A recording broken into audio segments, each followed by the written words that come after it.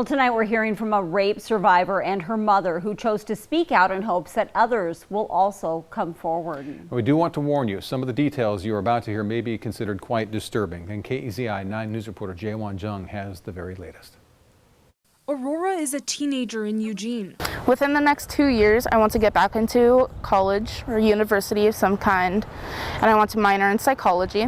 From the outside, she doesn't seem any different than anyone else. But what she endured from the age of 9 years old will shock you. I was like, my dad's touching me and it hurts. I don't know what's happening. Her dad is Arthur Lancaster II. Aurora said she realized this was abuse when she started to learn about sex education in middle school. He would come in and be like, hey, Aurora, it's time to wake up. But because Lancaster had groomed her, she said she didn't fight it. I was on this huge teddy bear thing I had.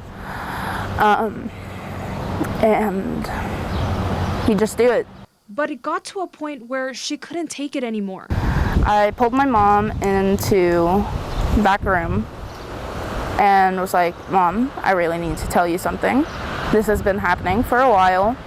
I don't remember word by word what I said, but I was like, he's been sexually abusing me. As a sexual assault survivor herself, Amy said as soon as she heard this, she felt obligated to protect her daughter. I knew in that moment what I had to do.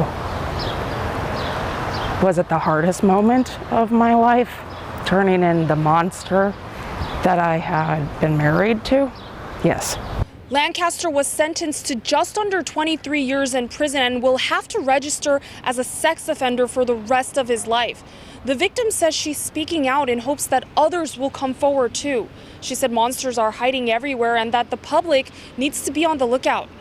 Aurora said that even though some of the abuse happened when she was so young, the memories are still so vivid. He pulled the blanket a little bit, it was still over my head, over my face and such, and he pulled up my shirt above my breasts and pulled down my pants a little bit, and all I see is kind of like a flashlight. Aurora said even though she's traumatized by what happened, she's a stronger person today. I personally feel like I've grown a lot from this. And her mother said she has a message for all the parents out there who may not even know what their children are going through. To the parents, believe your child, please. Reporting in Eugene, Jaewon Jung, KEZI 9 News.